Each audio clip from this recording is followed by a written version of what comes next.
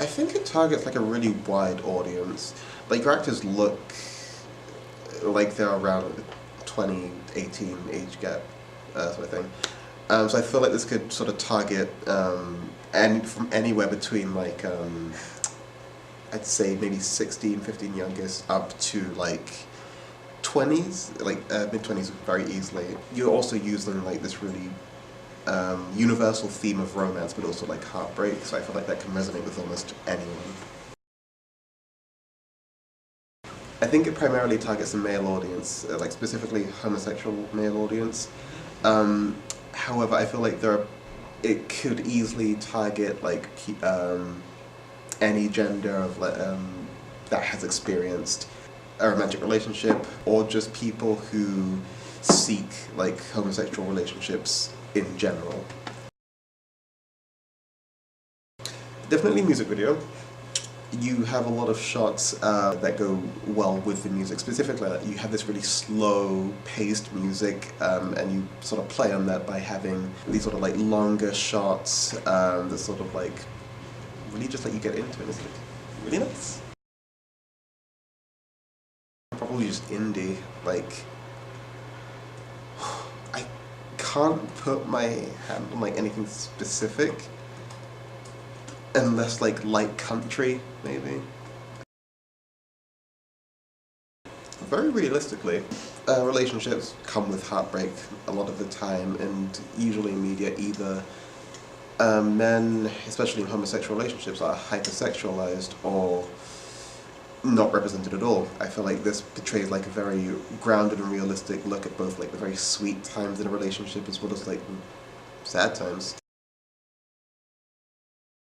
Same as before, I think in a very realistic, like you can't expect every relationship to have a happy ending. And by the amount that character was crying, I felt very bad for him. But I think it's represented in very positive, even if it isn't positive how the character is feeling. Yes, I feel like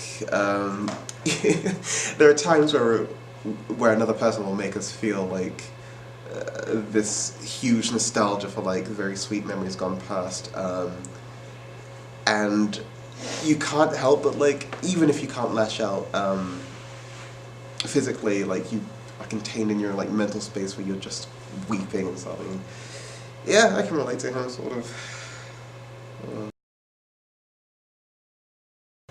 My only real reference for male homosexual characters in media is from stuff like, I don't know, unfortunately Brokeback Mountain. So my only real like idea of like gay men in media, my main idea of that representation is that like they're put on display for people to watch, and almost as this othering representation, but this I feel challenges at least my idea of like what a male homosexual relationship would be. It's very grounded.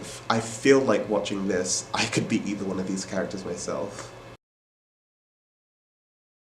What was happening was the main character was trapped within this sort of mental scape of like all these memories he was looking over, and all the shots we saw of the two together was like just him looking back at memories.